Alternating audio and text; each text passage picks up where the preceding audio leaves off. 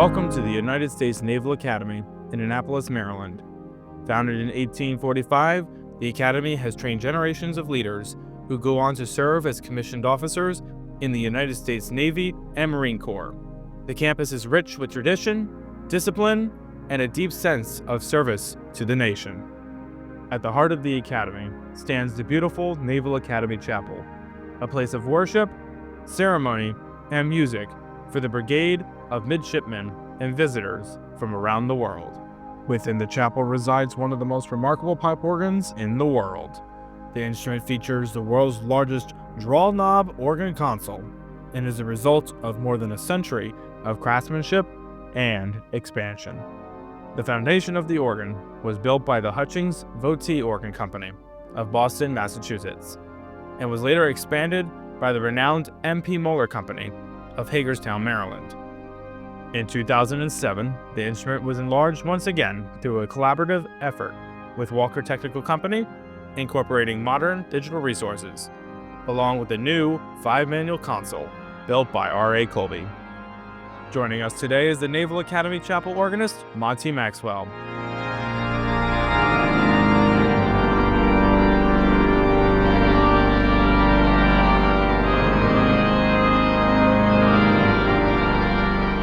Today, we'll explore how the organ works, tour areas of the instrument rarely seen by the public, and hear the powerful and inspiring music that only a pipe organ can create. Thank you for joining us.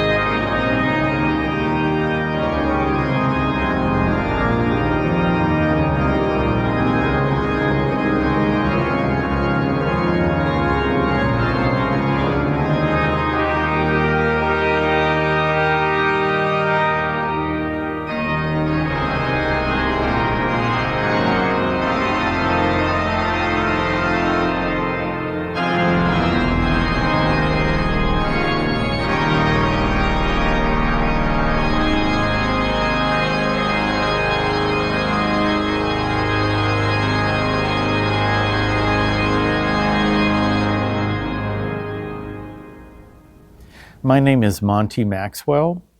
I am currently the Director of Chapel Music and organist here at the Naval Academy in Annapolis, Maryland. I've been here for approximately 29 years and will begin 30 years on February 1, 2026. I also conduct the Naval Academy Midshipman Orchestra. I work with the chapel choirs here in the chapel, play lots of services, weddings, memorial services, and funerals, and design and produce the annual All Saints' Day Halloween concert, which is themed the triumph of good over evil and All Saints' Day, and is a lot of fun.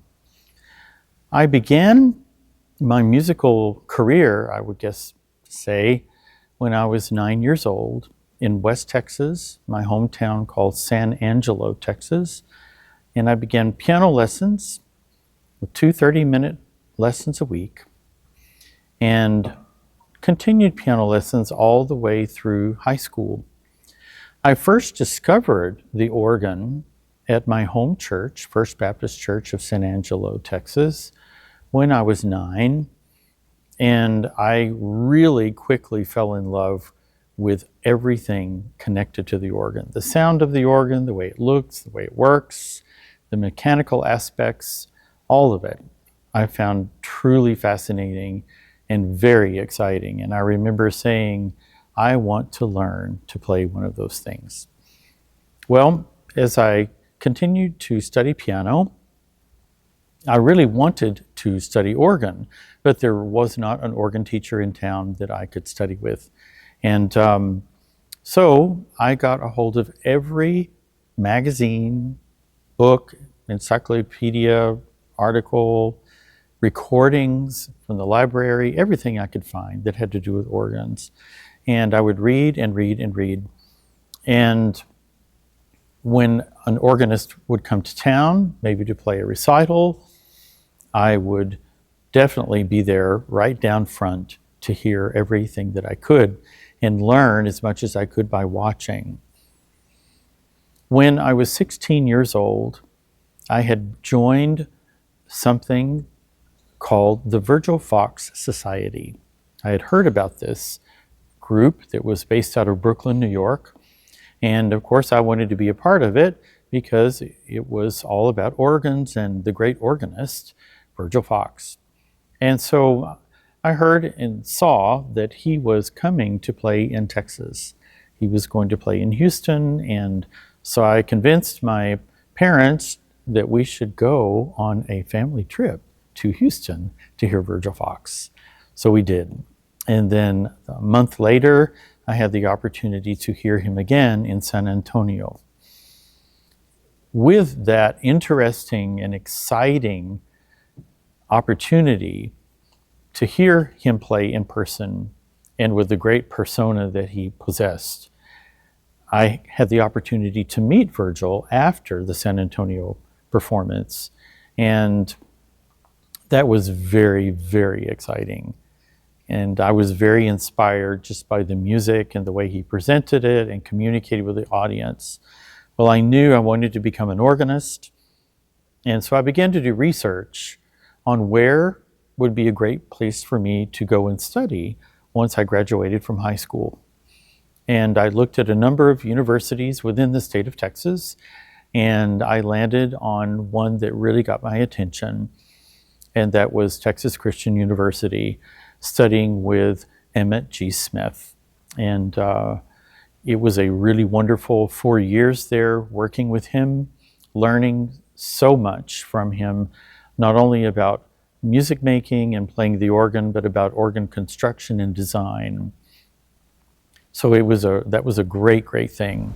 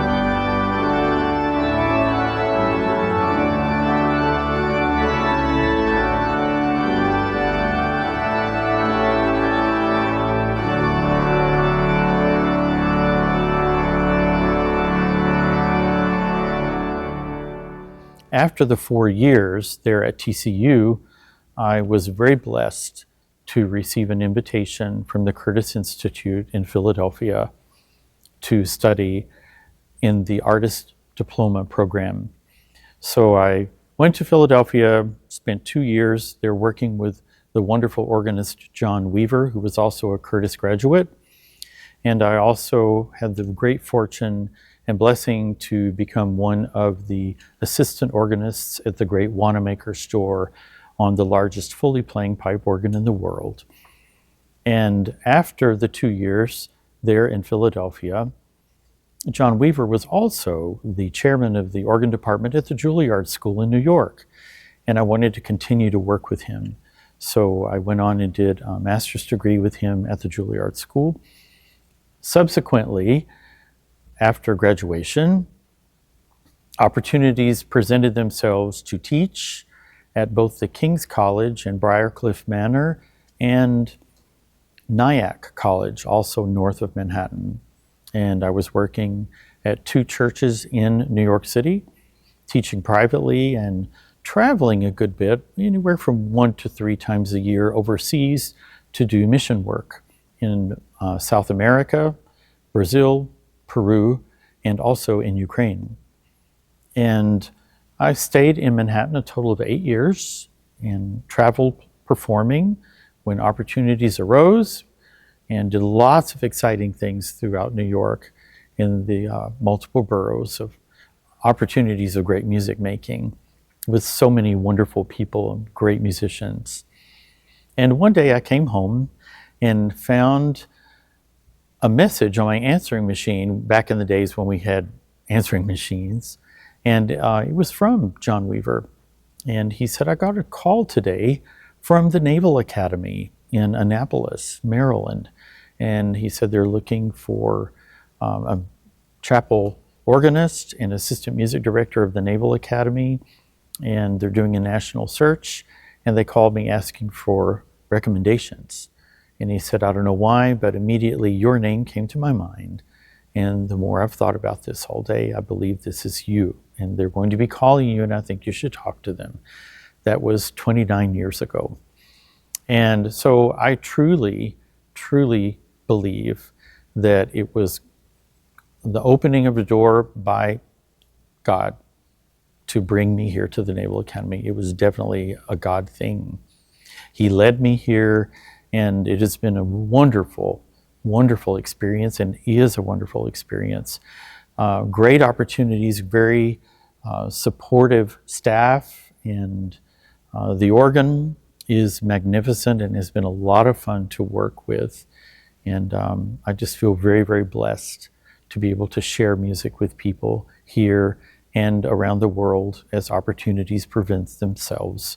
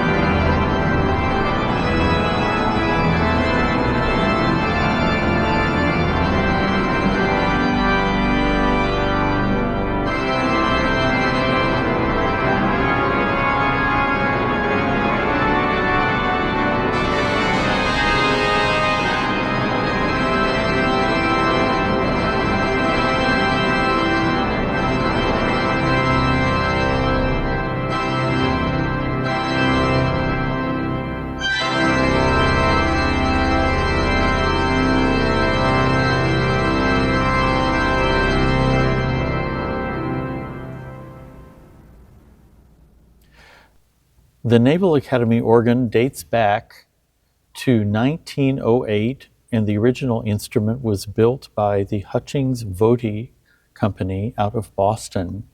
It was 3 manuals and approximately 30 ranks in the original space, which was considerably smaller than the current space. In about 1940, the building was expanded to bring a seating capacity of some 2,000 people, and the instrument needed to be enlarged as well to fill that entire space. And so the MP Moller company out of Hagerstown, Maryland, was contracted to fashion a much larger instrument, and they retained some of the Hutchings-Votey organ stops in the organ that are still here today. So there are pipes in the organ that are well more than 100 years old. And there are some of the finest of the pipework that's in the organ. Moving forward, in 1954, a larger console was fashioned, 4-manual console, to control the some 100 ranks, and also another organ in the late 40s was added to the back of the building, the gallery or antiphonal area, the rear balcony, to help fill the space. And that was about 10 stops or 10 ranks of pipes. And so that helped fill the large space and brought the organ to about 110 ranks in the rank count. And in 1980, well, I'll back up actually to 1960, the positive division was added to the organ that was part of the 110 ranks. 1980, there was a substantial redo of the building, and all of the interior was repainted, and there was an acoustical study done, and the acoustics were greatly modified and actually improved from the previous situation.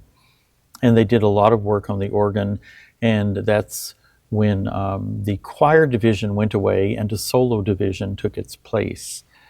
And then we move forward to 1997, when the console mechanics were starting to fail. The electropneumatic action was failing in the organ, and the combination action was really struggling. And so we replaced that with a solid state system and kind of brought things into the new age. And that has been a really wonderful thing. We also added about 4 digital 32-foot stops in the pedal, built by the Walker Technical Company in Pennsylvania. And then in 2004, the class of 1951 here at the Naval Academy gave a very wonderful gift to design or to build this wonderful 5-manual console. And I spent some 18 months with 2 organ builders, one from the R.A. Colby Corporation and also from Walker Technical Company. And we 3 designed this organ console together and had a redesign plan for the 4-manual organ in the back, which was the console that was down here originally. The organ is much larger than it was then, because with that expansion and redesign, we added a number more digital stops to fill in the tonal deficiencies and holes that were present. And now the organ is kind of like having 3 different organs in one, honestly. It's like having a standard classical church organ, or organ you would hear in a concert hall, as well as a very orchestral organ that will play all kinds of music, like transcriptions, music from other idioms that will transfer to the 5 manuals and pedal board, as well as the third kind of instrument would be like a theater organ. So there are a lot of theater stops in the organ, and I named them gospel divisions. And I do use all of them throughout the year in different situations, in services, in concerts, and weddings, funerals, memorial services, all of those things. It will accompany beautifully There are very gentle sounds in the organ, very, very soft, so soft that it's almost hard to hear them.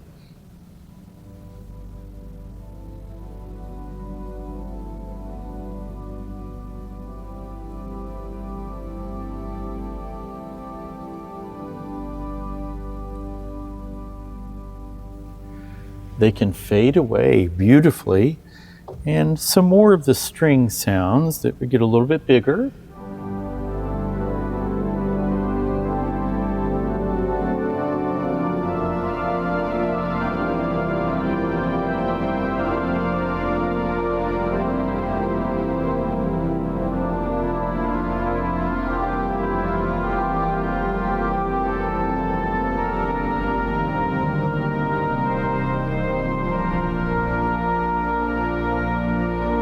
Even a little bit more.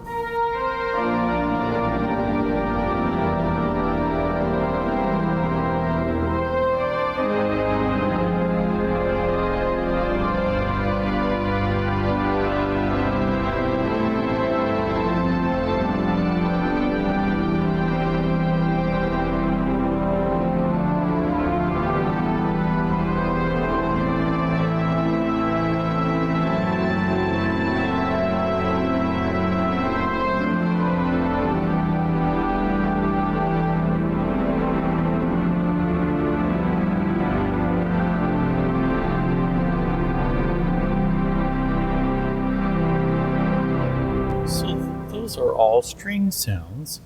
There are a chorus of vox humanas in the string division as well as in the swell. Here are the swell boxes, there are two of them.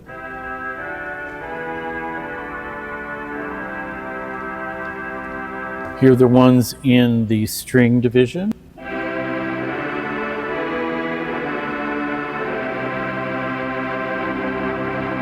And here's a 16-foot added.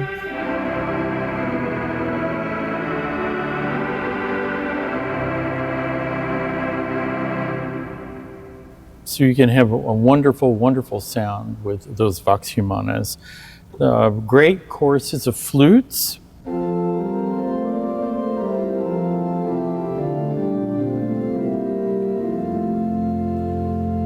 Here is a Roosevelt flute from way, way back.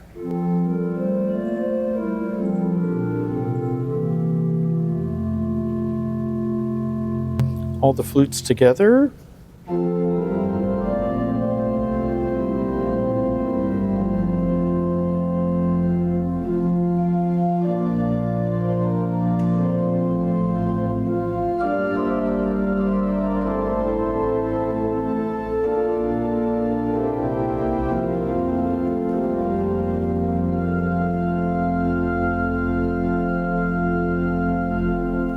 And of course there are the general foundations of the organ with principals, stops, diapasons, and principals together.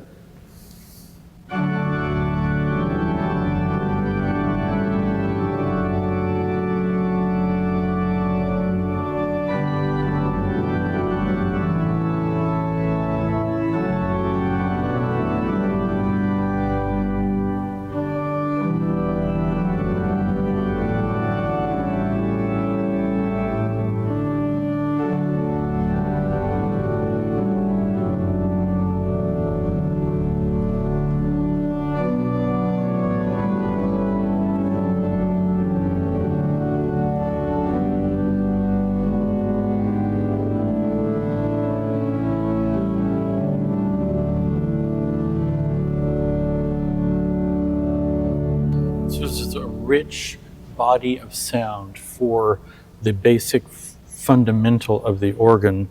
There are many different beautiful reed choruses of different nationalities. The Great Division English reeds,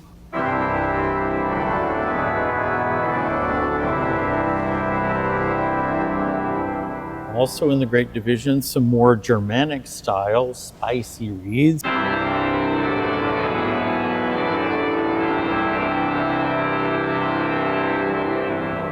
The bombard division with its French reeds.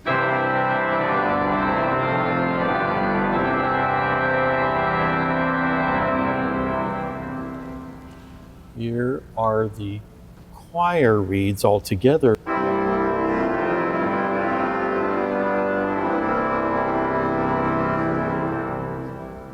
The positive reeds, a little bit more Germanic in nature.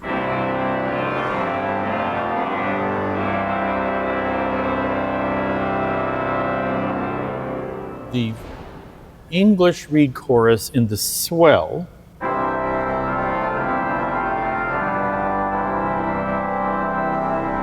The French chorus in the swell.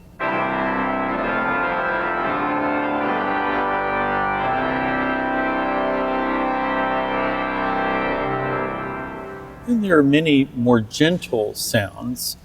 Within the solo division, for example, here's a beautiful corno di bassetto.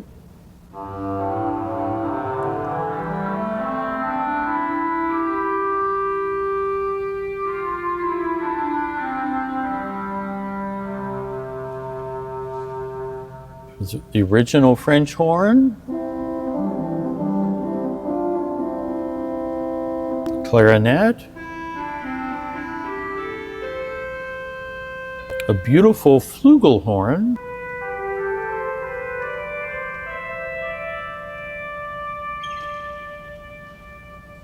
An English horn.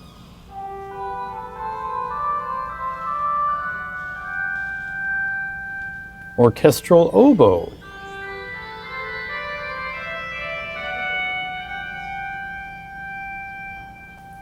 In the choir, a beautiful oboe d'amore.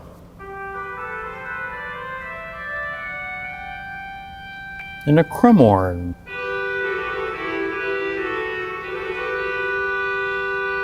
So there's a great variety of color at your fingertips. One of my favorite mixture type stops that I think has a great effect is the jeu de clocher.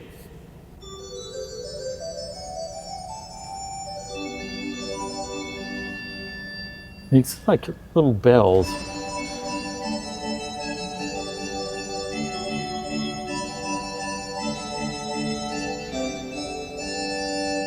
To rival the Zimdelstern.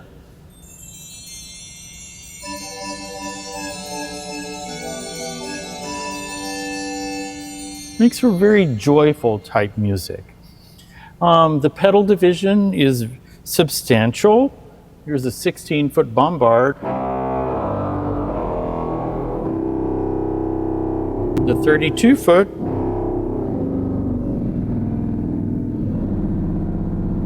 And the 64-foot double ophiclide.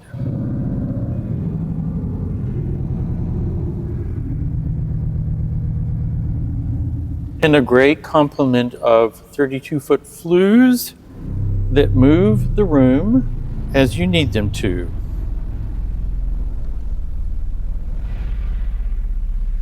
Even a window or two occasionally.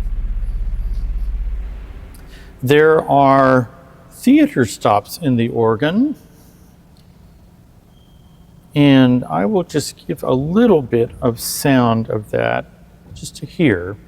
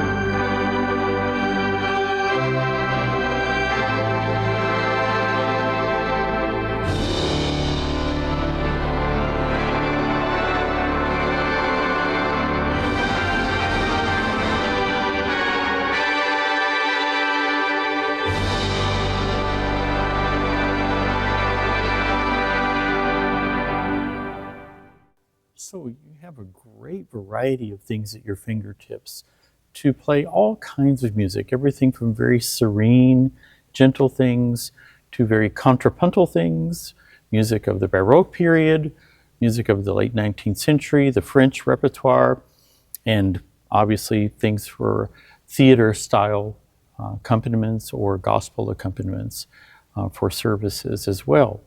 So it will play a lot of things, and it's a lot of fun, and you keep exploring and finding more things that the organ will do. The number of draw knobs is significant. They number 533, and it actually, I believe, has a world record right now of holding the most draw knobs in an organ console that have been built to date. The back of the chapel has a very powerful reed called Cor de la Mer. At the Naval Academy, sometimes we refer to it as the party horn at the Naval Academy. And it is substantial and quite powerful.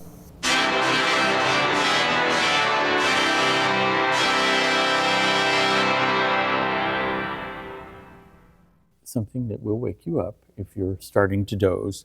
It's very, very exciting for very climactic moments in the music. A beautiful tuba sonora built by Trivo Organ Company. A gentleman by the name of Joe Clipp did a beautiful job with this tuba.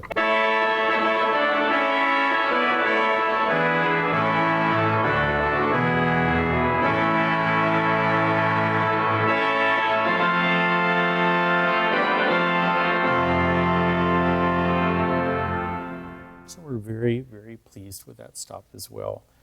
So that's just a little bit about the Naval Academy organ and its grand capabilities, and it's lots of fun to play, a real joy to share music with people from this console in this beautiful room.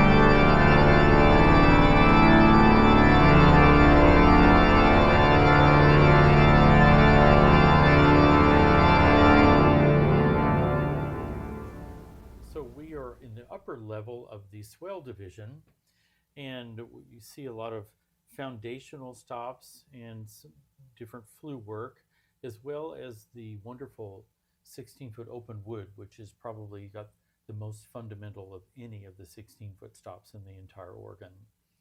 And we will now go down below to the lower level of the swell. So we are now in the lower level of the swell chamber, and we have a lot of strings down here, more flue work, some reed pipes, and then of course the lower level of the swell shades. And on the back wall here. This is part of the walled horn. Okay. And the other half is up on the top there, correct? Yeah, well, they're spread between the 32 and 16. Yep.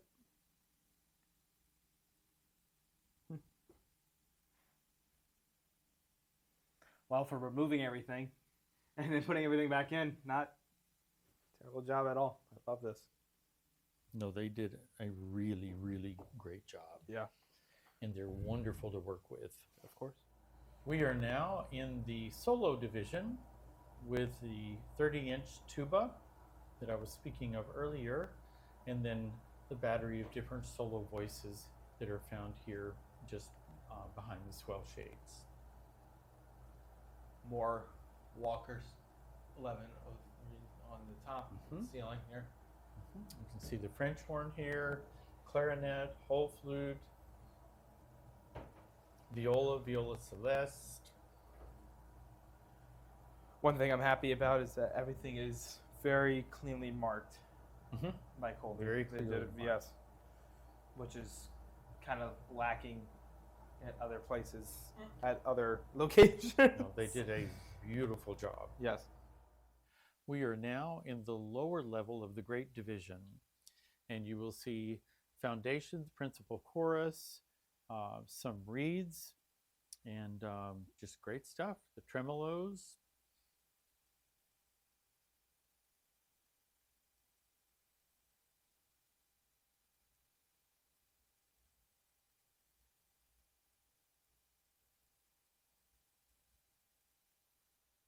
So we are now in the upper level of the Great Division. And here you find all the upper work, 2-foot stops, and mixtures.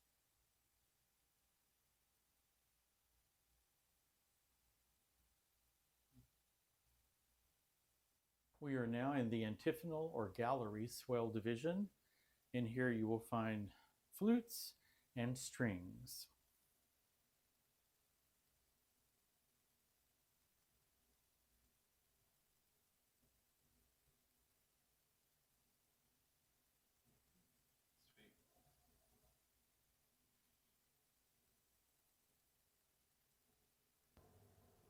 More Walker in here too. Yep.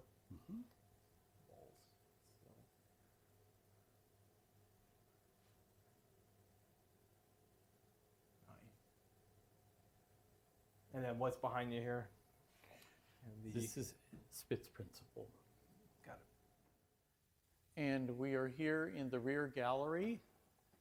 And what you're seeing before you are the 8, 4, and 2-foot principle of the Great Division. And above that is the Cor de la Mer, which is translated from French to Horn of the Sea.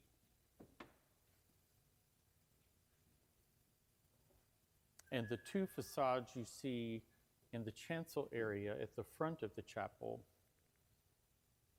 are in front of the swell and bombard on the left. That is a non-speaking facade. And on the right are the great pedal, solo, and choir, and that is a speaking facade.